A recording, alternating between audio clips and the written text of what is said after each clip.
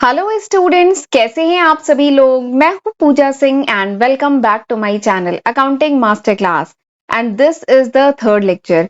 ये मेरा तीसरा लेक्चर वीडियो है on the subject personal finance. दो लेक्चर वीडियो मैं ऑलरेडी अपलोड कर चुकी हूं इस सब्जेक्ट पे एंड ये आज मेरा तीसरा लेक्चर वीडियो है। एंड आज के लेक्चर में हम पढ़ने वाले हैं अबाउट सेविंग।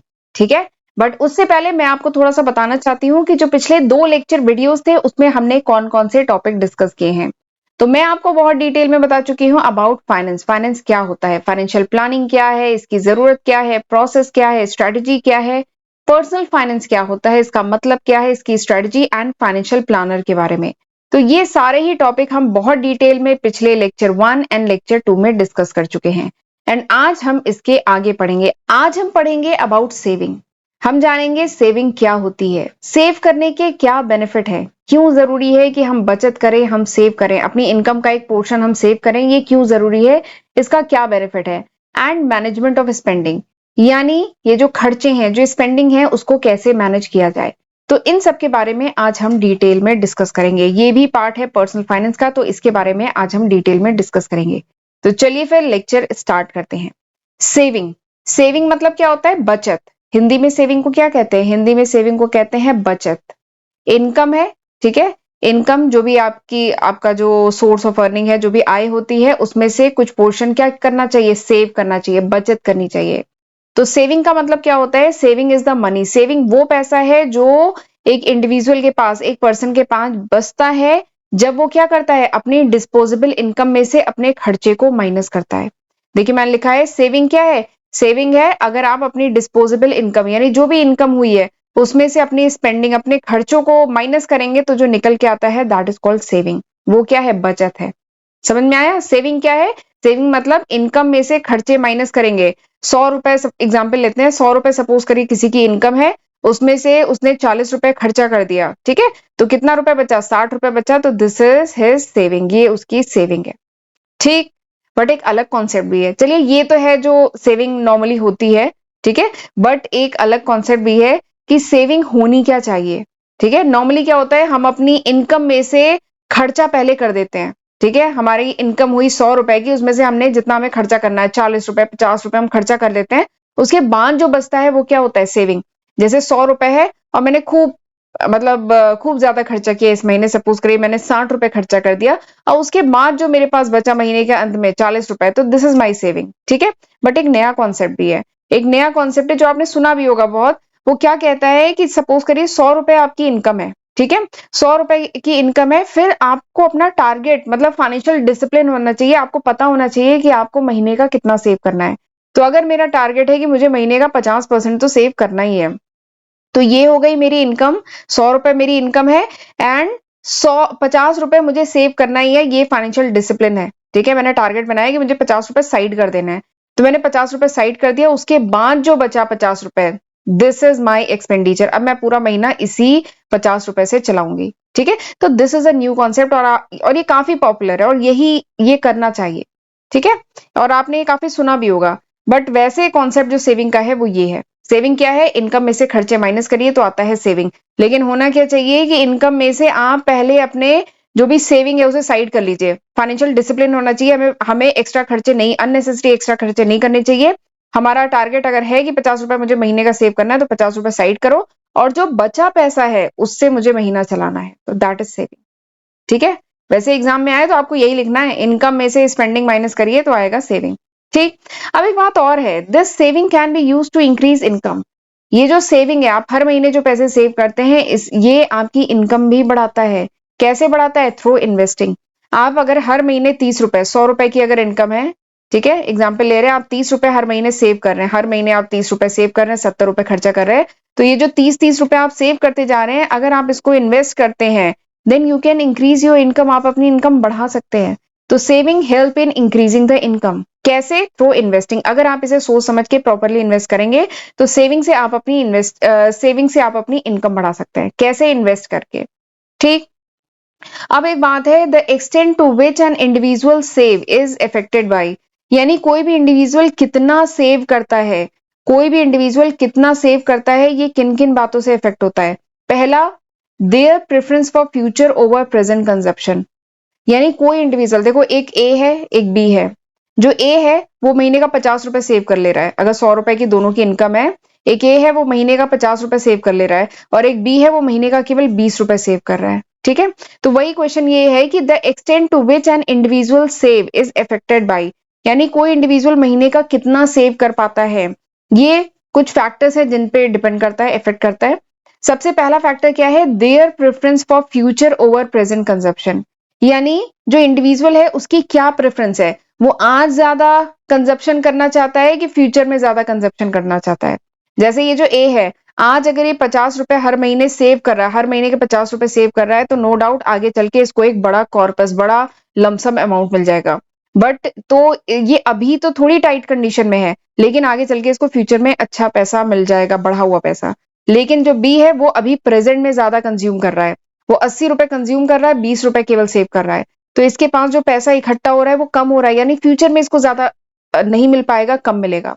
तो वही है, पहला क्या है, their preference for future over present consumption. ठीक, दूसरा क्या है, their expectation for future income, इनकी फ्यूचर इनकम के रिगार्डिंग क्या एक्सपेक्टेशन है। जैसे बी को ज्यादा लगता है फ्यूचर इनकम के बारे में एक्सपेक्टेशन ही नहीं है, कि फ्यूचर में से पैसा चाहिए ही नहीं, तभी तो 20 रुपए सेव कर रहा है आज की तारीख पे, जबकि ए को फ्यूचर में इनकम चाहिए, इसीलिए 50 रुपए सेव कर रहा है। ठीक है, and third one is to some extent by the rate of interest, यानी आप कितना सेव कर पाएंगे ये इस बात पे भी डिपेंड करता है थोड़ा सा, कि रेट ऑफ इंटरेस्ट क्या है। रेट ऑफ इंटरेस्ट ज्यादा है तो आपका पैसा काफी बढ़ के मिलेगा, अगर रेट ऑफ इंटरेस्ट कम है तो पैसा कम बढ़ेगा। ठीक है, तो ये तीन फैक्टर है जिसपे डिपेंड करता है कि इंडिविजुअल की सेविंग जो है इन तीन फैक्टर्स पे डिपेंड करती है।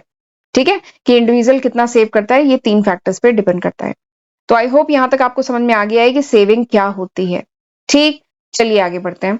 अच्छा, आगे बढ़ने से पहले मैं आपको थोड़ा सा बताना चाहती हूँ, ये वो लिस्ट ऑफ सब्जेक्ट है जो मैं आज की तारीख यानी सितंबर 2023 तक अपने first channel accounting master class and second channel Puja Singh के नाम पे जो है उस पर अपलोड कर चुकी हूँ। और ये बताना बहुत जरूरी है क्योंकि काफी स्टूडेंट को कंफ्यूजन है कि मैं कौन कौन से सब्जेक्ट अपने चैनल पे कवर कर चुकी हूँ। तो एक बार वीडियो को पॉज करके देख लीजिए, ये सारे सब्जेक्ट है जो मैं आज की तारीख तक अपलोड कर चुकी हूँ।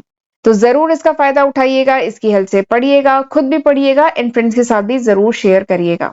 ठीक है, एंड अभी तक मेरे दोनों चैनल को नहीं सब्सक्राइब किया है तो प्लीज दोनों चैनल को जरूर सब्सक्राइब कर लीजिए। एंड इंस्टाग्राम पे भी मुझे जरूर फॉलो कर लीजिए, वहां पे भी मेरे चैनल से रिलेटेड मैं अपडेट डालती रहती हूँ। एंड प्लीज वीडियो को लाइक जरूर करिएगा, इससे हमें बहुत मोटिवेशन मिलता है। एंड कमेंट करके भी बताइएगा कि how was this lecture. And अगर मेरे चैनल पे जो अपलोडेड वीडियोस हैं उनके नोट चाहिए, then you can download my application from Google Play Store. ठीक है, चलिए आगे बढ़ते हैं। अब हम बात करते हैं सेविंग के बेनिफिट क्या है, क्या फायदा है सेव करने का, बताइए क्या फायदा है। तो सबसे पहला फायदा ये है कि it act as a safety net. जो सेविंग है उसका सबसे पहला फायदा है कि एक तरीके से सेफ्टी नेट की तरह काम करता है। सेफ्टी नेट मतलब सुरक्षा कवच की तरह काम करता है। अगर आपके पास थोड़ी सेविंग्स है, ठीक है, अगर आपके पास थोड़ी सेविंग्स है तो फिर क्या है कि आप सेफ फील करेंगे। अगर सपोज करिए अचानक में कुछ अनएक्सपेक्टेड खर्चे आ गए, कुछ मेडिकल इशू हो गए, या कोई भी अनएक्सपेक्टेड खर्चा आ गया, अचानक कार खराब हो गई, गाड़ी रिपेयर करानी पड़ रही है, या मकान में कुछ काम कराना पड़ रहा है, या कोई मेडिकल इशू आ गया है, कुछ भी अनएक्सपेक्टेड खर्चे आ गए, या भगवान न करे जॉब चली गई। ठीक है, तो उस केस में if you have saving then you will feel secure, आप सिक्योर फील करेंगे, वो एक तरीके का सेफ्टी नेट की तरह काम करेगा। अगर इस टाइप की कोई मतलब प्रॉब्लम आ गई, अनएक्सपेक्टेड प्रॉब्लम आ गई, इसीलिए कहा जाता है कि आपकी सेविंग पता है कितनी, एक थंब रूल है कि आपकी सेविंग पता है कितनी होनी चाहिए, आपका 6 मंथ का घर का खर्चा। सपोज करिए आपको घर को चलाने में एक महीने का, सपोज करिए 50,000 का खर्चा है, आपके घर का जो नॉर्मल खर्चा है वो एक महीने का 50,000 है, फीस वगैरह ईएमआई वगैरह सब कुछ मिला के, रेंट वगैरह सब कुछ मिला के 50,000 महीने का खर्चा है। ठीक है, तो एक थंब रूल है कि कहा जाता है कि 6 महीने की जो आपको घर का मतलब आपका घर चलाने का जो 6 महीने का खर्चा है वो आपकी मतलब वो हमेशा आपके पास होनी चाहिए, उतनी सेविंग तो होनी ही चाहिए।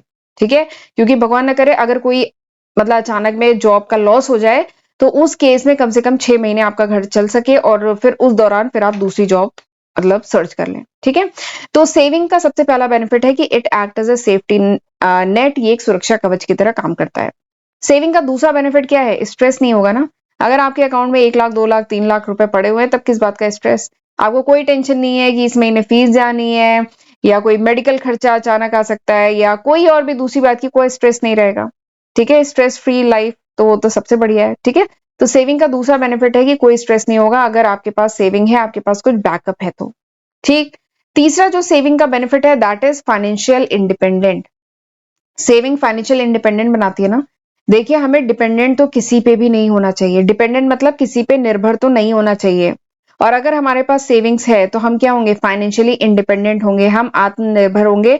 हमें दूसरे पे डिपेंड नहीं रहना पड़ेगा। अचानक में कोई प्रॉब्लम भी आ गई तो हमारे पास बैकअप में इतने पैसे हैं, हमारी सेविंग है कि हम उससे उस प्रॉब्लम का मतलब सॉर्ट आउट कर सकते हैं। ठीक है, तो saving help in making us financially independent. ठीक। नेक्स्ट जो सेविंग का बेनिफिट है दैट इज कंफर्टेबल रिटायरमेंट। ठीक है, रिटायरमेंट 60 के बाद, अभी तो बहुत अच्छा काम कर रहे हैं लेकिन 60 के बाद क्या होगा? 60 के बाद जब हमारे हाथ पैर भी इतने अच्छे से नहीं काम करेंगे और फिर रिटायरमेंट होगी तो उस समय हमारी अर्निंग उतनी नहीं रह जाएगी। तो अगर हम चाहते हैं कि हमारा रिटायरमेंट भी कंफर्टेबल हो तो उसके लिए हमारे पास क्या होनी चाहिए? सेविंग, प्रॉपर सेविंग होनी चाहिए। ठीक है, अभी जितना हम कमा रहे हैं उसका कम से कम 60% या 70%, चलिए रिटायरमेंट के बाद खर्चे थोड़े से कम होंगे, हम डेली ऑफिस नहीं जा रहे होंगे तो बाकी खर्चे थोड़े से कम होंगे। तो अभी जितना हम कमा रहे हैं उसका 60% या 70% भी अगर हो, उस समय अगर हमें रेगुलर मिलता रहे तो हमारा मतलब लाइफस्टाइल वैसी मेंटेन रह पाएगी। ठीक है, तो सेविंग का अगला बेनिफिट क्या है कि अगर कंफर्टेबल सेविंग अगर है then retirement would be comfortable. Retirement के बाद की लाइफ भी कंफर्टेबल होगी अगर सेविंग है तो। ठीक है, तो ये 4 बेसिक कह लीजिए बेनिफिट्स हैं सेविंग के। राइट। अब हम बात करते हैं इस मैनेजमेंट ऑफ स्पेंडिंग। स्पेंडिंग मतलब खर्चे, जो हम खर्चे करते हैं। ठीक है, खर्चे होते ही हैं। देखिए, कुछ होते हैं नेसेसरी खर्चे, जरूरत है। ठीक है, होते ही हैं, जरूरत वाले खर्चे भी होते हैं। हर महीने रेंट जाना ही जाना है। ग्रोसरी, जो किचन का सामान है, घर का सामान है, ग्रोसरी आनी ही आनी है। ठीक है, पेट्रोल डीजल का खर्चा लगना ही लगना है। बच्चों की फीस जानी ही जानी है। ईएमआई अगर कोई चल रही है वो जानी है जानी है। तो ये क्या है? These are the necessary. Medical expenses अगर हो गए तो वो तो होने ही है, उसमें कोई कटौती नहीं होगी। तो दीज आर नेसेसरी एक्सपेंडिचर, खर्चे हैं। ठीक है, तो सवाल ये आता है कि अब इन सारे खर्चों को कैसे मैनेज किया जाए, क्या स्टेप यूज करना चाहिए खर्चों को मैनेज करने के लिए, स्पेंडिंग को मैनेज करने के लिए। तो सबसे पहला जो यहाँ पे बताया गया है that is devising a budget.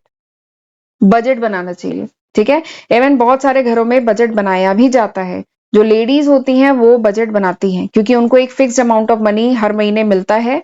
ठीक है, और उसी मनी में उन्हें घर चलाना होता है। तो बजट बहुत ही अच्छा तरीका है। बजट पे इवन मैं एक सेपरेट वीडियो ही बना चुकी हूँ। बजट क्या है? प्लानिंग है। प्लानिंग इन फाइनेंशियल टर्म, कितने क्या इनकम है एंड क्या खर्चे हैं, इसका फाइनेंशियल टर्म में जो प्लानिंग की जाती है दैट इज कॉल्ड बजट। ठीक है, तो बजट बनाना बहुत अच्छा है। बजट में क्या किया जाता है? लिस्ट किया जाता है जो जो इनकम है। ठीक है, जो जो इनकम है किसी हाउस होल्ड की अगर हम बात करें तो उनकी जो जो इनकम है उन सबको लिस्ट किया जाता है। एंड हाउस होल्ड के जो जो खर्चे हैं उनको लिस्ट किया जाता है। फिर इनकम में से खर्चों को माइनस किया जाता है तो देखा जाता है कि अगर इनकम ज्यादा है तो यानी सरप्लस है। ठीक है, बट अगर खर्चे ज्यादा है तो यानी डिफिसिट है, कमी है, यानी कुछ इनकम बढ़ाने की जरूरत है। या खर्चे कम करिए, या तो इनकम बढ़ाइए, नहीं तो खर्चे कम करिए, तभी घर चल पाएगा। तो बेसिकली बजट बनाने से ना पूरा आइडिया लग जाता है। इसी से आप अपने खर्चों को मैनेज कर पाएंगे, इसी से आप अननेसेसरी खर्चों को कम कर पाएंगे अगर आप प्रॉपरली बजट बनाते हैं तो। ठीक है, तो मैनेजमेंट ऑफ स्पेंडिंग की बात करें तो सबसे पहला जो स्टेप है that is devising a budget. Budget बनाना चाहिए। दूसरा क्या है? Cutting down of unnecessary expenditure. जो भी अननेसेसरी एक्सपेंडिचर है उसे कम करने की जरूरत है। अननेसेसरी एक्सपेंडिचर मतलब क्या होता है? देखिए, मैंने बताया था कुछ जरूरी खर्चे हैं। रेंट जाएगा ही, बच्चों की फीस जाएगी ही, घर की ग्रोसरी आएगी ही, और अगर कोई ईएमआई जा रही है वो जाएगा ही, पेट्रोल डीजल का खर्चा होगा ही, तो ये, और मेडिकल इशू है तो वो होगा ही। तो ये कुछ जरूरी खर्चे हैं। बट एक होता है नेसेसरी या नीड कह लीजिए, और एक होता है कंफर्ट। ठीक है, कंफर्ट को हम अवॉइड कर सकते हैं। गाड़ी छोटी भी होती है, स्मॉल कार भी होती है, बिग कार भी होती है। गाड़ी छोटी भी होती है, बड़ी भी होती है। अगर मकान में रह रहे हैं, मकान छोटे भी होते हैं, मकान बड़े भी होते हैं। ठीक है, तो बेसिकली कहने का मतलब ये है कि जितनी चादर है उतने ही पैर मतलब फैलाने चाहिए। अननेसेसरी जो खर्चा है, जिन खर्चों की कोई जरूरत नहीं है, उन्हें कट डाउन करना चाहिए। तो इस तरीके से आप अपने खर्चों को मैनेज कर सकते हैं। नेक्स्ट क्या है? रिटायरमेंट प्लानिंग करनी चाहिए। अगला क्या है? Retirement planning. देखिए, 60 के बाद जब रिटायर होंगे, ठीक है, तो अगर आपने रिटायरमेंट प्लानिंग पहले से कर रखी है, आपने कोई रिटायरमेंट प्लान लिया है 25 की उम्र में या 35 की उम्र में या 40 की उम्र में कोई रिटायरमेंट प्लान लिया है तो बहुत अच्छी बात है। बट अगर नहीं लिया है तो रिटायरमेंट के बाद की लाइफ बहुत टफ हो जाएगी। ठीक है। तो रिटायरमेंट प्लानिंग करना भी बहुत जरूरी है अगर आप अपने स्पेंडिंग को मैनेज करना चाहते हैं। रिटायरमेंट प्लानिंग का फायदा है, देखिए रिटायरमेंट प्लानिंग में क्या होता है, एक तरीके की सेविंग स्कीम भी, तो ये एक सेविंग स्कीम है जिसमें आप जितनी जल्दी इंटर करेंगे उतना अच्छा है, क्योंकि उतना ज्यादा आपको कंपाउंडिंग का बेनिफिट मिल जाएगा, कंपाउंडिंग का बेनिफिट मिल जाएगा रिटायरमेंट प्लानिंग से। ठीक है, तो रिटायरमेंट प्लानिंग बहुत जरूरी है। और क्या बोलते हैं, रिटायरमेंट से क्या होगा, आगे भी एक तरीके से कह लीजिए सेविंग होगी। अगर हर महीने मैं 100 रुपए कमा रही हूँ और मैंने अगर डिसाइड किया कि 10 रुपए में रिटायरमेंट प्लान एक मैंने ले लिया, उसमें 10 रुपए में रिटायरमेंट प्लान में डालती जाऊंगी, तो एक तरीके से सेविंग भी है, प्लस इससे मुझे टैक्स बेनिफिट भी मिलेगा। कुछ ऐसे रिटायरमेंट प्लान भी है जिन पे टैक्स बेनिफिट मिलता है, तो 10 रुपए मेरा टैक्स बेनिफिट भी हो रहा है, प्लस सेविंग भी होती जा रही है, जो मुझे 60 की एज के बाद मिलेगी। ठीक है, तो इस तरीके से भी मैं अपने खर्चों को मैनेज कर सकती हूँ। नेक्स्ट जो है ट्रैक योर स्पेंडिंग। अगला क्या है, ट्रैक योर स्पेंडिंग। एक बार मैं स्क्रीन को क्लियर करती हूँ। ट्रैक योर स्पेंडिंग यानी जो भी मैं खर्चा कर रही हूँ उन सबको क्या करूं, ट्रैक करूं। ट्रैक करूं इसका मतलब क्या है कि ट्रैक करने का मतलब है कि जो भी खर्चा है वो सोच समझ के किया जाए। ठीक है, ऐसा नहीं है कि कहीं पे भी पैसा खर्चा हो रहा है समझ में ही नहीं आ रहा है। तो वही है ट्रैक योर स्पेंडिंग, अपनी स्पेंडिंग को ट्रैक करें। ठीक है, इसके लिए बहुत सारे एप्लीकेशन भी हैं, या तो डायरी में लेके अपने डेली के खर्चे लिखे, नहीं तो बहुत सारी मोबाइल में एप्लीकेशन भी है जहां पे आप अपने जो भी खर्चे हैं उन्हें ट्रैक कर सकते हैं। ठीक है, तो ये करना चाहिए। नेक्स्ट क्या है, फाइनेंशियल डिसिप्लिन, जिसकी अभी मैं थोड़ी देर पहले बात करी थी। फाइनेंशियल डिसिप्लिन का मतलब क्या है, कंट्रोल द एक्सपेंडिचर। पैसे का जो फालतू खर्चा है ना उस पे कंट्रोल होना चाहिए, डिसिप्लिन होना चाहिए, अनुशासन होना चाहिए। ऐसा नहीं हो मार्केट में गए, मॉल में गए, जो सामान अच्छा लग रहा है वो सब खरीद लिया। तो डिसिप्लिन होना चाहिए, एक्सिव एक्सपेंडिचर नहीं होना चाहिए, अवॉइड करना चाहिए उसे। तो दैट इज फाइनेंशियल डिसिप्लिन। ये भी किया जाता है to manage the spending. Next, कोशिश की जाती है टू पे ऑफ योर डेप्ट, यानी जो भी अगर आप पे उधार चल रहा है, अगर डेप्ट चल रहा है तो उसको जल्द से जल्द पे ऑफ करने की कोशिश करनी चाहिए। इस तरीके से भी आप अपनी स्पेंडिंग को मैनेज कर सकते हैं। नेक्स्ट इज पे योर बिल टाइमली। अपने आपके जो भी बिल्स हैं, ठीक है, आपके जो भी बिल्स हैं उनको टाइमली पे करना चाहिए। इससे क्रेडिट रेटिंग भी इंप्रूव होती है।